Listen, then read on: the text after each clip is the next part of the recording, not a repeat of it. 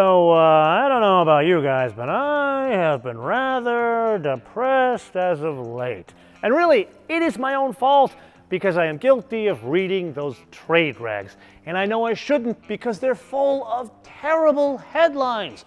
Explosive growth of the incredible crossover segment. Or just last week, many storied nameplates to head to the graveyard. Now, for the avoidance of doubt, I was not one of those people that was shedding a tear when they put a bullet into the Dodge Dart, or even worse, the Chrysler 200. But this was like end of times kind of shit, people. Ford to stop building the Ford Fusion. Ford to stop selling the Fiesta in the US. Ford to stop completely of the Ford Taurus. People, that was the first jelly bean car back in the day. But then, you know, I grew up in a GM household. Last paragraph was a stake in the hot. Chevrolet to pull the plug on the Impala. You don't understand the importance of the Impala. Your parents and or your grandparents dated an Impala. You wouldn't exist without an Impala. Least we could do is to keep that one on the road as a thank you to the people that came before us. But there is some good news. Apparently, there are contrarian investors. Just June, we drove a car called the Camry, and believe it or not, it wasn't that bad. Well, now, there's another car that's been changed, and I can't believe it, but you and I are going to drive it together. Never thought we'd be driving an Avalon, because another GM reference, the Avalon has always been the best Buick that Buick has never made. So, in this, end of times apocalypse that we are now facing, I think we need to drive this thing because we need to stand up in the face of these crossovers that have now become not a family conveyance, but really, they're the Borg.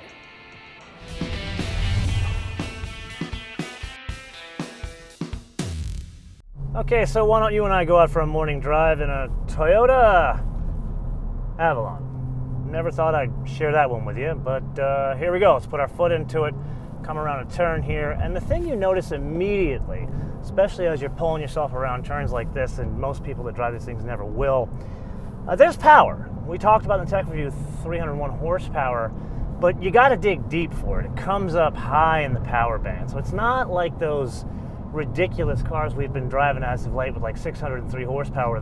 The power comes in at 2,000 run or 2,000 RPM. This, you got to dig deeper. And really, that's a big function of the audience. This is not intended for broken car guys and gals like you and I. It's intended for people who, frankly, have driven Buicks for many years, and this is a fire-breathing monster compared to that.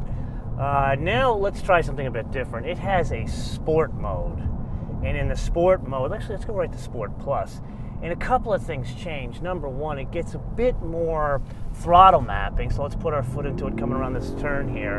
And yeah, it's a bit sharper. It delivers power a bit quicker. These birds are suicidal. One almost hit the car as I started this morning. So it's not just sharper throttle mapping that happens here. It also changes the sound. You know how we've spent some time in more powerful cars, how they're starting to pipe in artificial sound. And Lexus does that, Mercedes, BMW, they all kind of do it nowadays. Here they're pumping in artificial sound, but only on certain programming points. So in Eco and Normal, it's total noise canceling. But in this Sport Plus, put our foot into it, it pipes in more sound. Also in Sport, but this one is the loudest.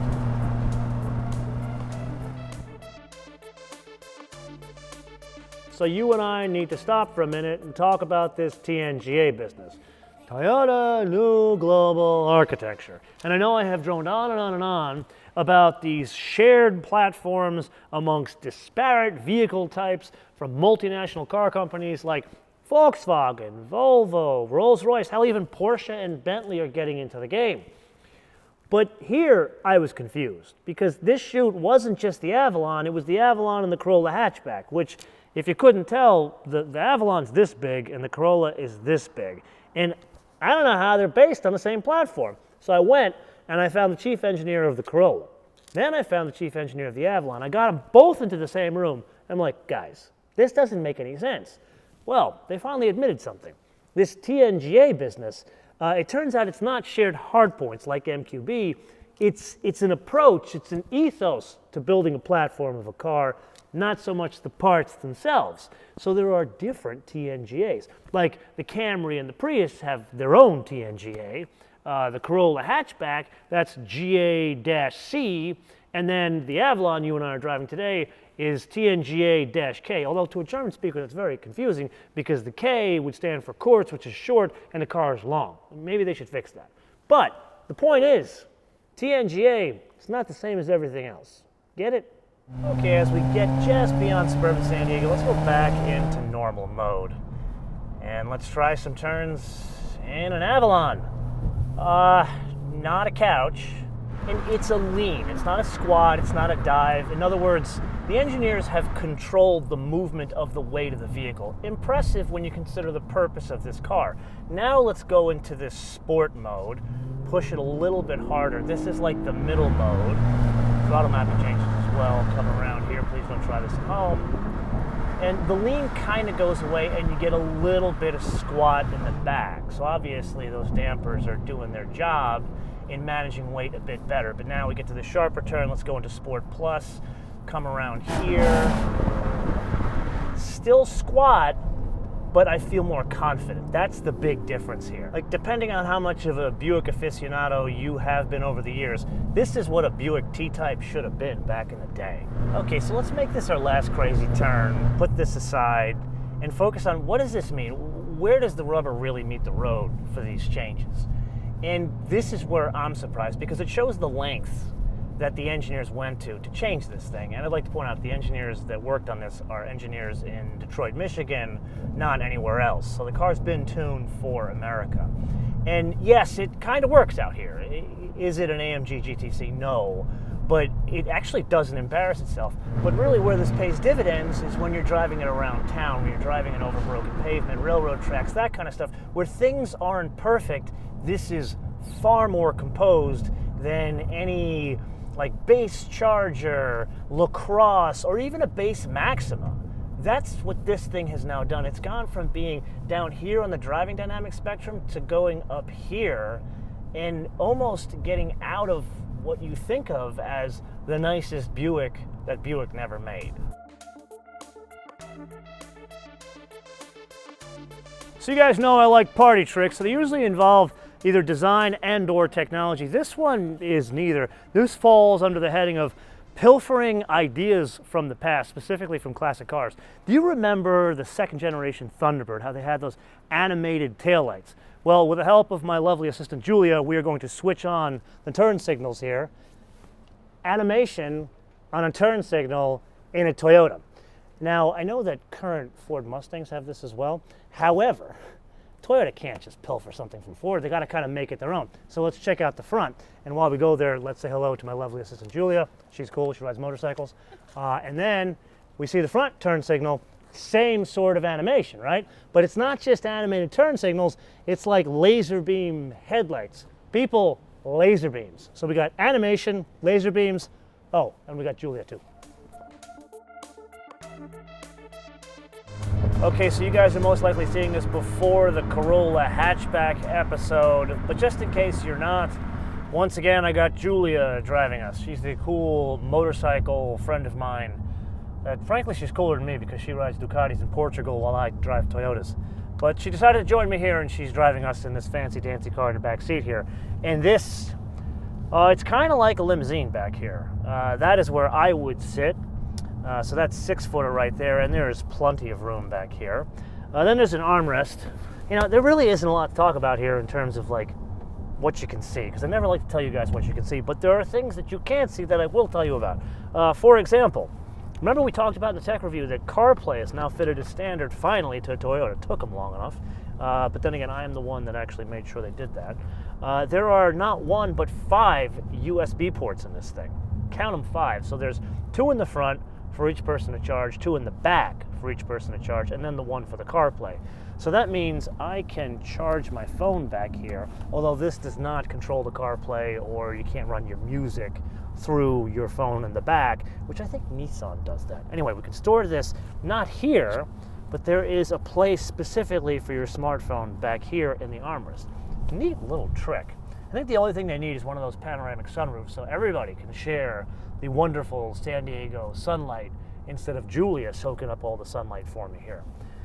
What else do I have for you? Oh yeah, if you saw Lexus wasn't an LS, it was an RX episode, the RX 350L, where I went to Harman Kardon, their like behind the scenes R&D facility up in Novi, Michigan.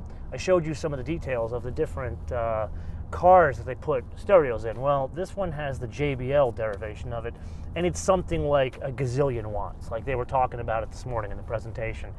And it surprises me that in a car that originally was destined to places like Sun City, it has 1200 watt amplifier. I guess that kind of tells you where they're going with these things, is they're trying to sell it to younger people. I don't know. Think of that as an additional question. Do you think younger people will actually buy this thing? Let me know in the comments below. Julie and I are going to go cruise now. So, didn't see this one coming, but call me pleasantly surprised here, and that is for two reasons. Number one, the car itself, and then there is the segment and how Toyota approaches it. Let's start with the car itself. So you and I, over the years, have driven most of the competitors of the Avalon, starting with a lot of time behind the wheel of Maxima, and then we've driven the Buick, and throw me a bone here, and grew up on Buicks, gotta drive a Buick. Unequivocally, the Avalon runs circles around the Buick, full stop. The Maxima, there's a couple of asterisks there. The actual whole package to whole package, the Avalon edges out the Maxima, and that's for no other reason than the Avalon has A, real transmission, and B, it is a good transmission. But the Maxima, it has a livelier engine, it digs a bit deeper, it's got a bit more personality in its design, and I really like the interior. So think of it as the quirky choice, but the better choice is most likely the Avalon. But that aside, this segment is really what's interesting here, or really the approach to the segment. Toyota could have said, hey man, Ford's leaving the segment, Chevy's leaving the segment, we got it to ourselves. We can send anything we want out there and they will buy it. But instead, they said, you know what? Let's make a better vehicle. And I think the opportunity is not just we're going to sell more against the Maxima or definitely against the Buick. It's, I think people who are thinking about, say, a Genesis G80, a Kia Stinger, or even a low-line E-Class or a low-line 5 Series would potentially look at an Avalon, because now it's not the like sort of upgraded Hertz rental car from back in the day, because that's been my only experience with Avalons previous to this. It's now a vehicle that, hey, do I want to save 10 grand and get a sort of interesting car that looks somewhat pleasant now? That's, I think, the opportunity. And really, there is precedent for this. It doesn't look the same, but there is a business precedent. Follow me on this one for a minute. Do you remember like 8.5 years ago, you and I drove the then new Infiniti QX56, I think they call it the QX80 now. That was the same landscape. Everyone was running for the doors to get out of the large body-on-frame luxury SUV market. So Infiniti, they could have just said, here's anything. Here's like a warmed over pickup truck with a canopy on it, and you would have bought it because you would have had no choice. Instead, they came up with a really good vehicle based on the Patrol. And as a result, it sold really well, to the point that Ford and Chevy and Lincoln was like, whoa, wait a minute, we can't keep selling this like 15-year-old design. We got to get back with a better vehicle. So now you have a better Navigator and a better Expedition and a better Tahoe. Because at the end of the day, those are $10,000 a copy of profit to the car manufacturers. So my thinking is, the people in Detroit and Kentucky, by way of Japan, were thinking, let's follow that model instead of leaving a market that we can own ourselves. So with that, I'm going to turn this around to you and ask you, would you consider an Avalon, not over a Buick, not over a Maxima, but over a 5 Series, an E-Class, an A6, a mid-size Jaguar, a Lexus? I know that's kind of incestuous, but a Lexus. Would you choose the Avalon? Why or why not? And what car would you have to say no to? Let me know in the comments below, or via our social media, MotoManTV on Word, MotoManTV on Word, Facebook, Twitter, and Instagram. And with that, I do want to say thank you for keeping the sedan alive. Bis später.